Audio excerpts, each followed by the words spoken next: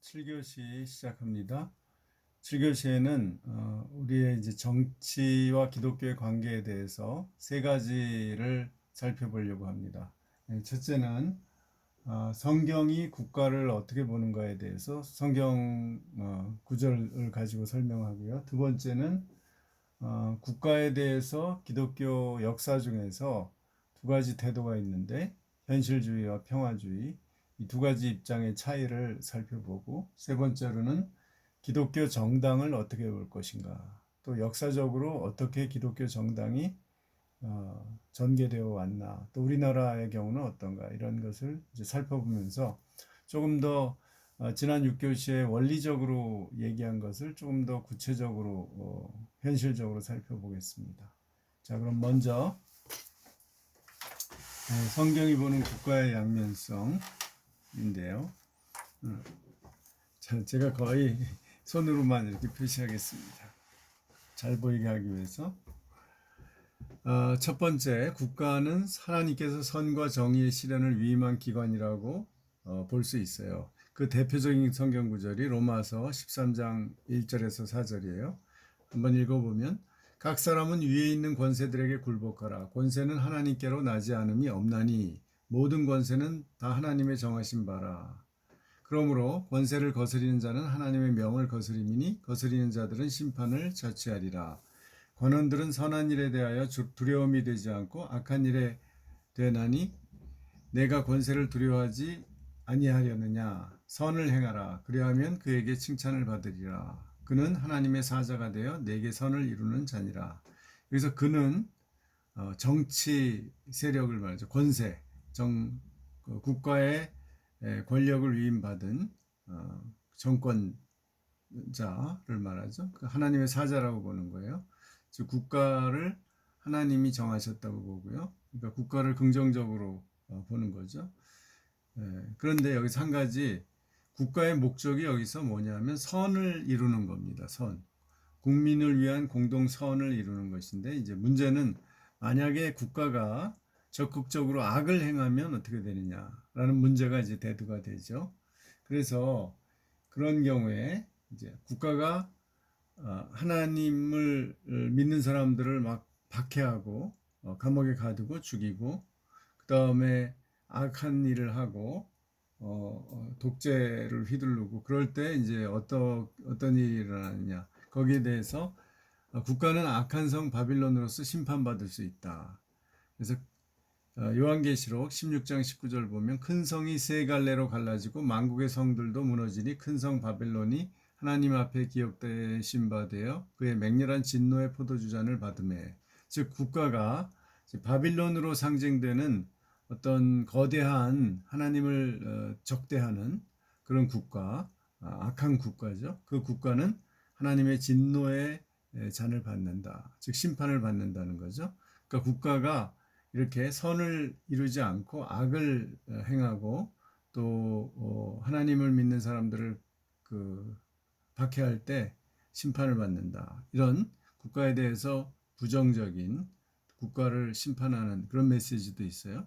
그래서 칼빈도 기독교 강요 마지막에서, 사권 마지막에서 국가를 존중하고 따라야 되지만, 순종해야 되지만, 국가가 하나님을 대적할 때는 싸워야 된다, 이렇게 얘기를 했어요.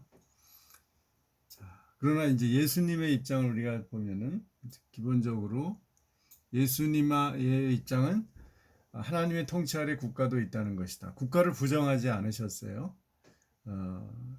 이제 그거를 구약과 신약에서 보면, 직접 물론 이 시편은 예수님이 말씀하신 건 아니지만 그 예수님의 말씀의 전제 조건으로 우리가 볼 수 있죠.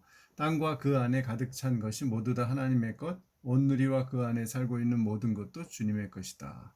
즉 우리 다니엘서도 그렇고 국가가 하나님의 통치 아래 있다는 거죠. 바벨론의 느부갓네살 왕도 하나님의 통치 아래 있다는 것을 다니엘서에 보면 나오죠. 그것을 전제할 때 예수님께서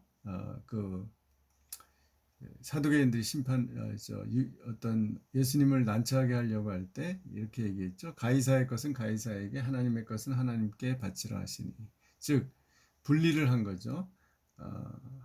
자, 가이사의 것, 즉 로마 황제의 것은 가이사에게 바쳐라, 즉 세금을 내라 이거죠.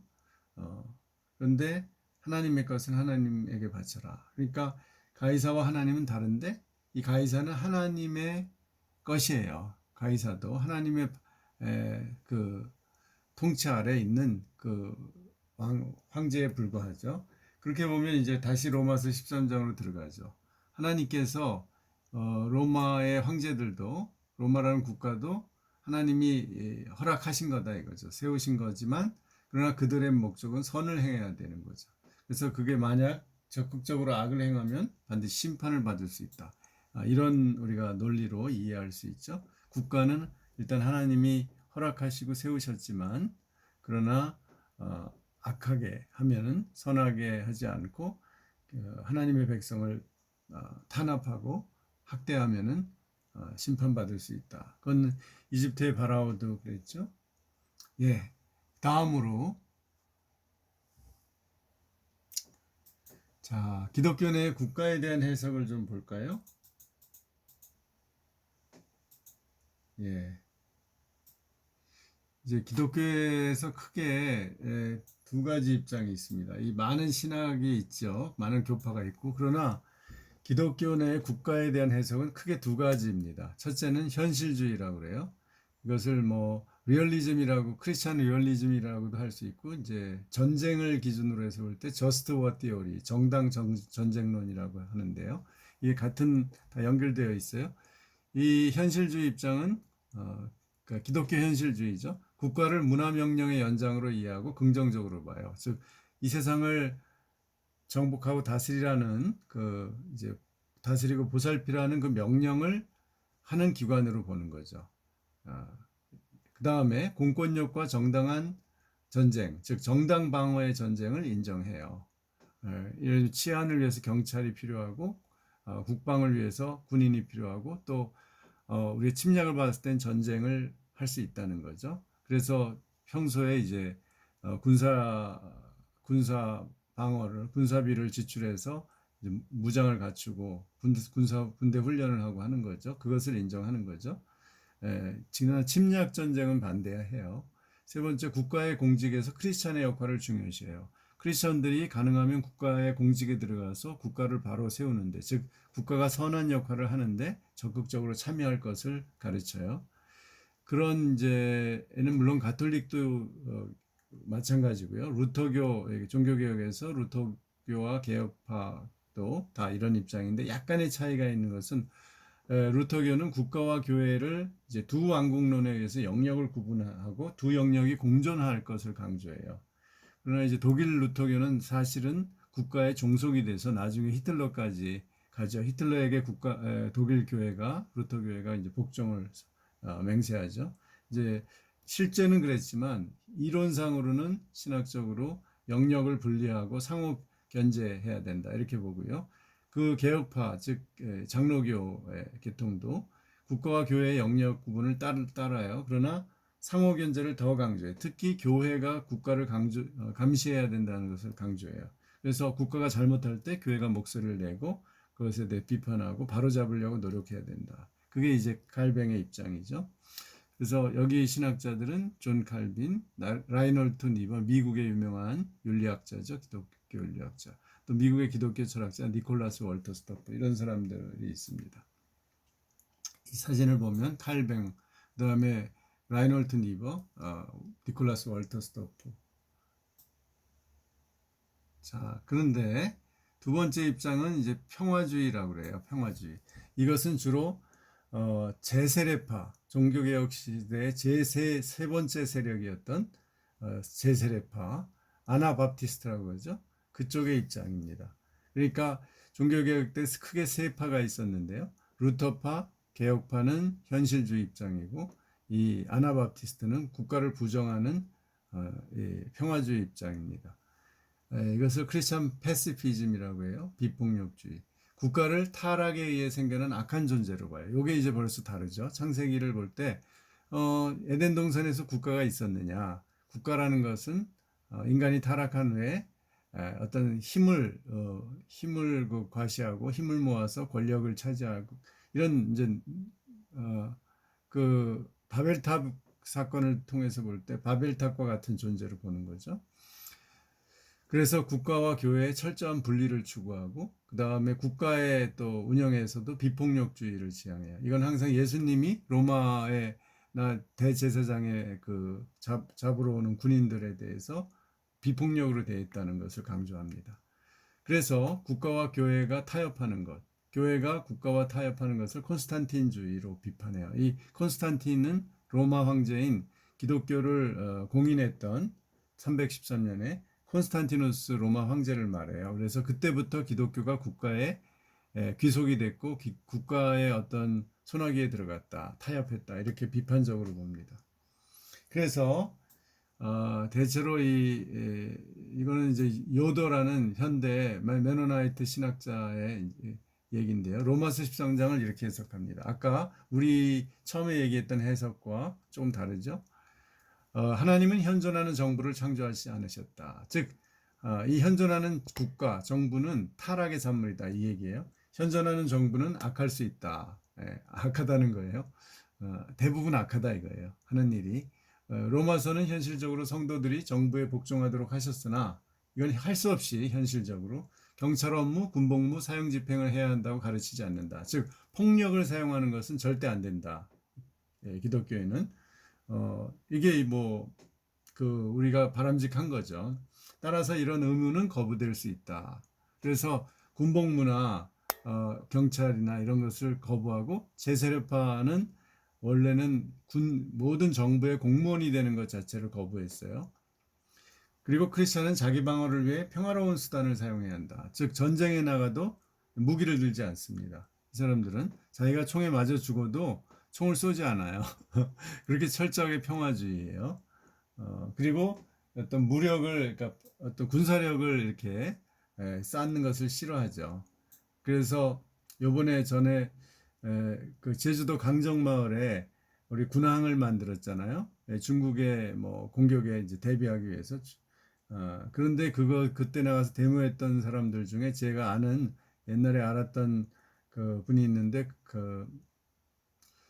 제가 액체 한 학기 다녔는데 그때 같이 알았던 신학 공부를 했었는데요. 그분이 이제 미국에 가서 메노나이트 교회에 속해서 거기에 목사가 됐어요. 메노나이트는 목사 제도는 인정하거든요. 그런데 이분이 이제 거기 강정마을 반대 평화운동 시위에 적극적으로 나서서 감옥에도 갔더라고요. 그런 입장입니다. 하여튼 자, 그래서 이 메노 시몬즈 이 사람입니다. 이 미국의 메노나이트 교단을 창립한 사람이죠. 그러니까 이 네덜란드에서 주로 활동하다가 하도 박해를 해서 미국으로 이제 제세례파 신자들을 데리고 이주했어요. 그래서 메노나이트 교단이 이 메노 시몬즈의 이름을 딴 겁니다. 다른 터는 없나는 책이 최근에 나왔고요. 그 다음에 이 사람은 메노나이트 교단의 최대 신학자, 고 기독교 윤리학자인 존 하워드 요더입니다. 아주 유명한 신학자예요. 예수의 정치학, 급진적 제자도. 그래서 이쪽은 철저하게 평화적인, 모든 기독교는 철저하게 평화적인 노선을 따라야 되고 전쟁과 어떤 군사적인 활동을 거부해야 된다라는 입장이에요. 그런데 좀 문제가 있죠. 지금같이 우리나라의 역사처럼 외세가 쳐들어올 때 그럼 어떻게 침략할 때 어떻게 할 것이냐. 또 지금 미국에 이렇게 시위하다가 막 폭동 비슷하게 그리고 남의 재산을 막 부수고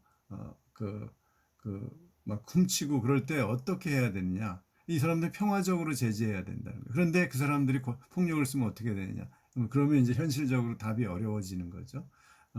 예를 들면 일본이 독도를 침략했을 때 그럼 말로 하죠. 평화적으로 외교적으로 해결하려고 하는데 안 됐을 때 군사적으로 점령했을 때 그냥 그것을 감수할 수밖에 없는 게 되는 거죠. 이게 이제 평화주의의 약점이죠. 현실적으로 침략을 막기 어렵다는 것. 그 다음에 폭력 사태를 막기 어렵다는 것. 그러나 이분들이 또 의미는 가능한 한 폭력을 지향하고 평화를 지향해야 된다. 평화를 얻기 위해서 노력해야 된다는 점에서는 맞죠. 함부로 우리가 무력 그걸 쓰거나 총을 들거나 칼을 써서는 안 되는 거죠. 그리고 폭력으로 해결하려고 하면 안 되고, 그런 점에서 평화주의는 또 기독교에서 의미가 있다고 봅니다. 마지막으로 요 한 가지만 얘기하고 넘어가면, 이렇게 평화주의자인 존 하워드 요도가 죽은 후에 성추문 논란이 일어났어요. 그러니까 예를 들면 나쁜 사람이 좋은 신학자가 될 수 있을까라고 뉴욕 타임즈에 기사가 났는데, 이 사람이 1997년에 죽었거든요. 그렇지만 요도가 자기의 그 유명한 그 어떤 힘이죠, 그것도 자기 워낙 그쪽에서 유명했기 때문에 많은 그 메노나이트의 여성 그 신자나 목회자들의 몸을 성추행한 거죠. 여러 사람을, 수십 명을. 그래서 이제 이 메노나이트 교단에서 그가 죽은 후에 이제 여성들을 치유하기 위한 특별 관심 그룹을 만들겠다고 한 그런 사건이 있었습니다. 그러니까 참 이렇게 평화주의를 지향하고 그랬지만, 이론적으로 뛰어난 사람이지만 신학적으로 이렇게 악을 행할 수 있다는 거죠. 참 우리가 항상 그래서 겸손하게 나도 죄인이다. 언제든지 악을 행할 수 있다는 걸 조심해야 될 것 같아요. 이 사람이 너무 유명해지고요, 너무 힘이 생기고 너무 돈이 많아지면 타락하기가 훨씬 더 쉬워집니다. 예. 다음 마지막으로 너무 말이 길었네요. 기독교 정당은 필요한가? 예, 여러분이 이제 이 얘기는 잘 못 들은 얘기일 겁니다. 예. 자, 기독교 정당 얘기를 좀 하겠습니다. 어떻게 생각하세요? 여러분들은 기독교 정당이 필요하다고 생각하세요?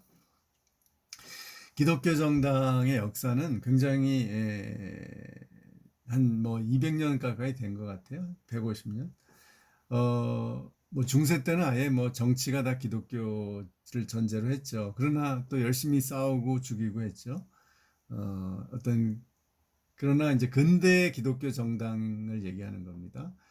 크리스천들이 근대 이후에, 전 18세기 이후에 기독교 신앙을 이제 더 이상 기독교가 어떤 국가의 종교가 아니에요. 국가 종교가 아닌 상황에서 어떤 정치적으로 이제 힘을 모아서 정치 프로그램을 만들어서 하나님의 뜻을 현실 정치에서 실현하려는 노력이다라고 볼 수 있죠. 그래서 이미 유럽이나 중남미 등의 기독교인 비율이 굉장히 높았잖아요. 거의 뭐 90%, 80에서 90%. 그런 지역에서는 자연스럽게 성립이 되었어요.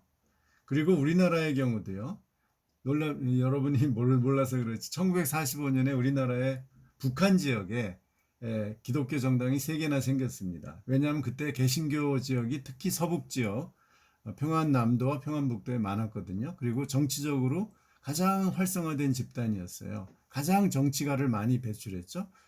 해방 전국의 그 정치가들, 이 남한에서도 정치가들의 대다수가 다 기독교인이었습니다. 뭐 김구 선생을 비롯하여 이승만 대통령, 그 다음에 뭐 부통령이었던 한태영 목사, 그분은 감리교 목사였고, 그 다음에 여운형 씨도 북경에서 남경 신학교를 다닌 분입니다. 여운형 씨는 평양 신학교를 좀 다니다가 남경에서 신학교를 한 분이에요.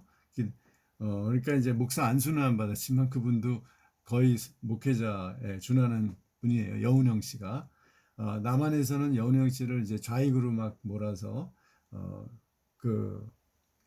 암살당했죠. 그분. 자, 그런데 하여튼 그 정도로 정치적으로 굉장한 힘을 가지고 있었어요. 북한의 기독교, 개신교가.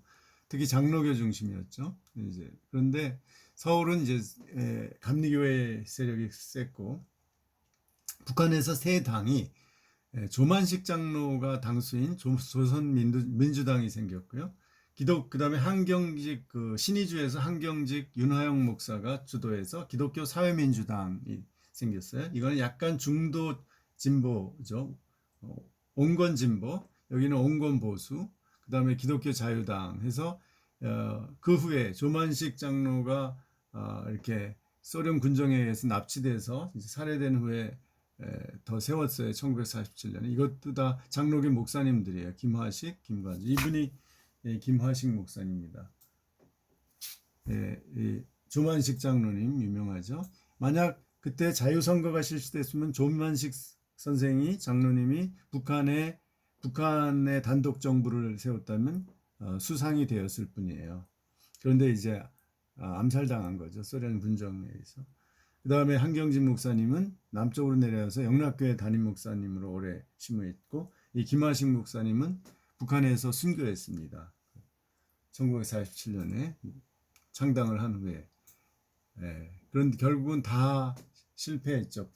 소련 군정과 조선노동당 김일성의 탄압으로.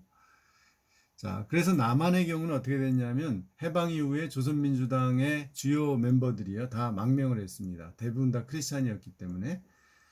그리고 이제 최용건 이런 사람들이 이제 김일성이 심은 사람인데, 이 사람이 조선 민주당을 이제 결국은 좌익 쪽 정당으로 만들어 버렸죠. 그 다음에 그렇지만 힘이 없는 거고요. 남한에 이주한 조선민주당은 이제 세력이 없기 때문에 힘이 없고, 그 다음에 이승만 이분은 감리교 권사였어요 원래. 그러다가 나중에 장로가 됐죠. 이제 이승만 대통령이 이제 자유당을 세워서 대통령이 됐는데 굉장히 기독교 색채를 처음에 많이 띄었어요. 그 재헌헌법에도 기독교적인 냄새가 많고요. 심지어 부통령도 그 감리교 함태영 목사님을 세우고, 그런데 문제는 그래서 굉장히 기독교적으로 출발을 했어요. 기독교인 수가 그 당시에 60만 명밖에 안 됐다고 합니다. 1945년에 대한민국 남한에 기독교인이 그렇게 적었는데도 정치적으로는 굉장히 강한 그 집단을 형성하고 있었고, 이승만 씨가 굉장히 기독교를 강조했어요. 그런데 문제는 6.25를 거치고 그 다음에 자유당이 독재 길로 가면서 4.19와 함께 실패했죠. 그러면서 이제 기독교적인 색채를 띤 정당의 꿈은 사라졌고, 이제 그 후에 다시 기독교인이 굉장히 늘어나서 1990년대 약 800만 정도 늘어난 것을 기반으로 해서 2002년부터 기독교 정당이 이제 생겨나기 시작했어요. 그래서 처음으로 김한식 목사란 분이 바른나라 정치연합이라는 걸 만들어서 15대 대선에 나왔고요. 그 다음에 뭐 총선에 한국기독당, 기독민주복지당, 요거는 조금 이제 진보적이었고요. 나머지는 다 보수였죠. 기독사랑실천당, 한국기독당, 기독자유민주당, 기독당, 기독자유통일당. 이게 이제 최근에 나온 정당인데 김문수 씨하고 정광식 목사가 주도한 거죠. 이런 것이 계속 끊임없이 시도됐지만 정치적으로는 거의 영향력을 갖지 못하고 있죠. 그래서 한국의 대부분의 개신교인들은 뭐 800만에서 900만 사이인데 기독교 정당의 필요성을 그렇게 못 느끼는 것 같다는 게 제 생각이에요. 왜냐하면 제대로 된 기독교 정당이 아직 나타나지를 않았기 때문에. 그런데 일본의 경우를 보면 지금 자민당과 여당으로 연장하고 있는 공명당이라는 게 있어요. 지금 굉장히 큽니다. 이게 이제 일본 불교 창가학회 SGI라고 그러죠. 1700만 신도, 일본의 신도를 기반으로 해서 꽤 몇 번째 드는 정당입니다. 공명당이 2, 3위 정도 할 겁니다. 이런 종교 정당이 있어요. 이 SGI는 구로구에 큰 센터가 있죠. 큰 본부가. 그리고 우리나라에 놀라지 마세요. 130명의 신도를 가지고 있어요. 이게 남묘호랭교라고 하죠. 이 일본의 일련정정이라고 일본 불교의 일종입니다. 굉장한 세력을 가지고 있어요. 우리가 사실 실제로 이슬람보다 훨씬 큰 세력을 한국에서 가지고 있습니다. 자, 각국의 기독교 정당을 보면 예를 들면 네덜란드에 하여튼 하고 독일에 굉장히 많이 나타났어요. 이제 1800년대 반혁명당이라는 게 생겨났고요. 보수, 기독교 역사연합, 진보, 개혁정치당, 보수, 기독교 민주당, 아펠, 보수, 기독교 연합당, 사회보수. 사회보수란 건 뭐냐면 정치적으로는 보수지만 경제정책에서는 진보적 색채를 띠는 것을 사회보수라고 합니다. 사회적 자본주의를 주장하는 거죠. 그 다음에 이제 이런 네덜란드 이민들이 가서 남아프리카 공화국에 세운 것이 국민당인데 원래 보수적 색채를 띠다가 아파르테이트를 주도하면서 극우가 됐죠. 바로 그 아파르테이트를 수십 년 동안 해서 흑인들을 탄압하다가 결국은 만델라에게 정권을 내어준 정당이죠. 국민자유당, 이제 독일을 보면 국민자유당은 자유주의고 독일 국가인민당은 보수주의인데 이제 이것이 2차 대전 이전에 있었죠. 그러다가 2차 대전 이후에 기독교 민주연합 체데우라고 해요. 그 아데나워부터 헬무트 콜까지 중도 보수고요. 또 기독교 사회민주연합은 이것은 바이에른 주에만 있어요. 체에스우라고 하는데 이거는 조금 더 보수예요. 그리고 기업의 친기업주의고 바이에른이 카톨릭 신자들을 기반으로 하고 있고 굉장히 보수주의가 강해요. 이제 이런 지금은 기독민주연합하고 기독사회민주연합이 같이 연합을 해서 예를 들면 총선이나 대선을 치릅니다. 그래서 이제 독일의 이 체데우 체우스는 독일의 보수 세력, 우리나라로 치면은 보수당을 대표하는 거예요. 그 다음에 이제 진보는 SDP라고 해서 이제 사회민주당이고요. 이 양대 산맥을 이루고 있어요. 독일의 기독교 정당은 굉장히 성공한 거죠. 지금까지도 강하고요. 이 네덜란드의 이제 보수 정당들은 굉장히 약화됐습니다. 지금. 그 다음에 뭐 이제 북유럽을 보면 기독교 민주당 노르웨이 중도, 기독교 민주당 덴마크 중도 보수, 기독교 민주당 스웨덴 보수, 기독교 민주당 핀란드 중도.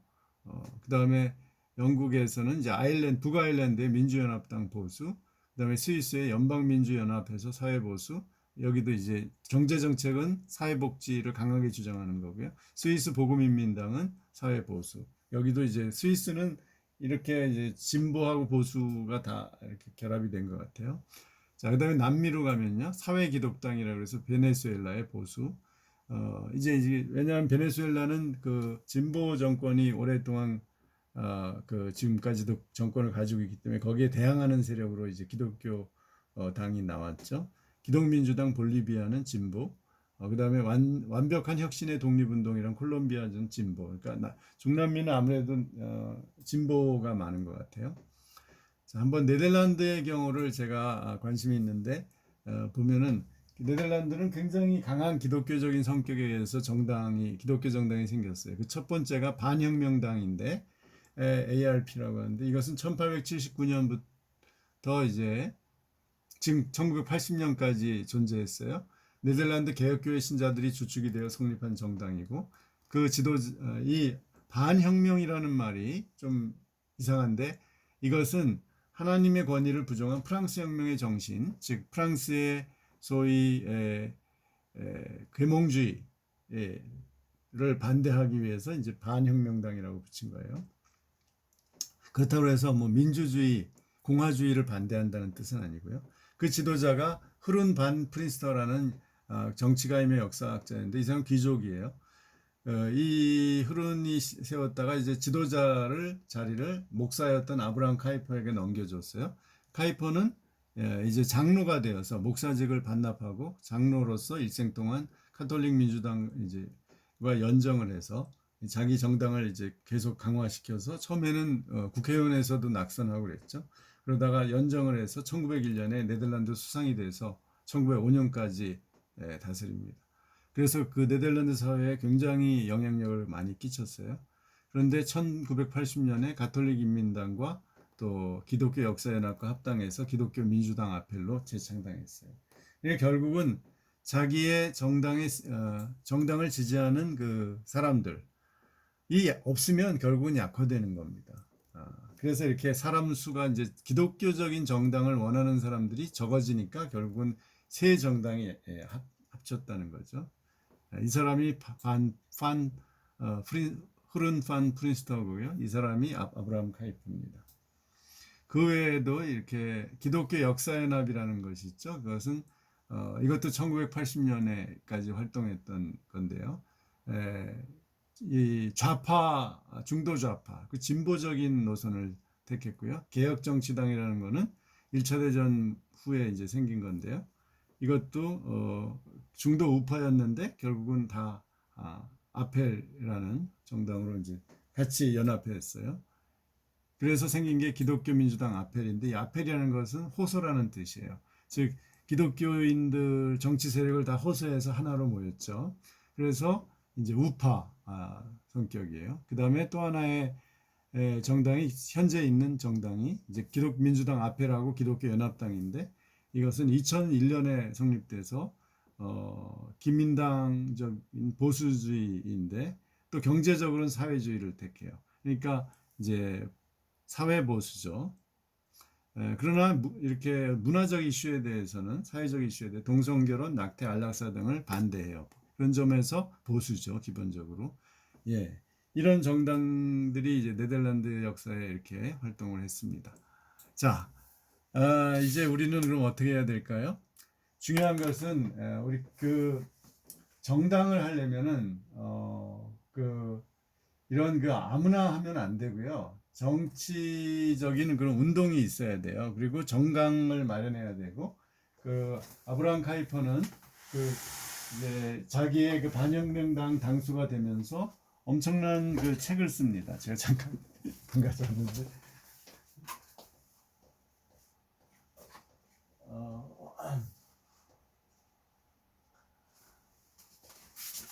이 책인데 우리나라에 번역도 됐는데 죄송해요. 이게 이제 아워 프로그램 해가지고 영어로 번역된 건데 아브라함 카이퍼가 이게 다 정치 강령이에요. 여기 보면 별의별 게 다 나옵니다. 정치를 앞으로 어떻게 할 것인지, 정부에 대해서, 헌법에 대해서, 그 다음에 세금에 대해서, 교육에 대해서, 또 보건에 대해서 그다음에 국가 방위에 대해서, 사회 문제에 대해서, 교회와 국가의 관계, 재정 이런 거 모든 거를 다 프로그램을 자기가 방향을 썼어요. 그래가지고 우리가 이런 방향으로 이걸 가지고 토론하면서 만든 거죠.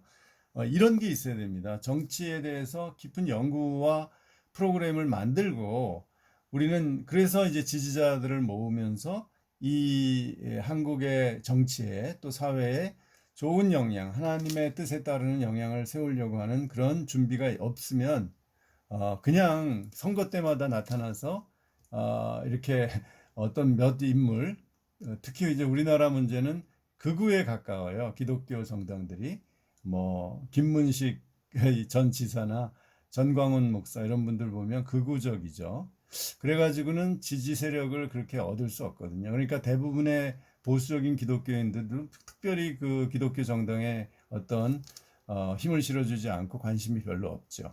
이런 정치를 하려면 그냥 즉흥적으로 해서는 절대 안 되고 가능하면 또 목회자들이 나서면 안 됩니다.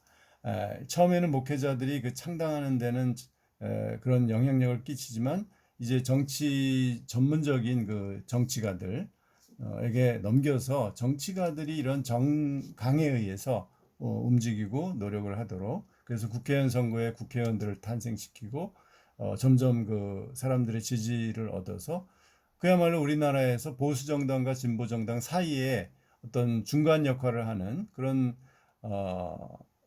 어떤 기독교 중도적인 정당이 나오면 참 바람직하다고 생각을 합니다. 이미 한국의 개신교인이 거의 870, 80만이 되고요. 가톨릭 교인들도 지금 한 400만 가까이 되거든요.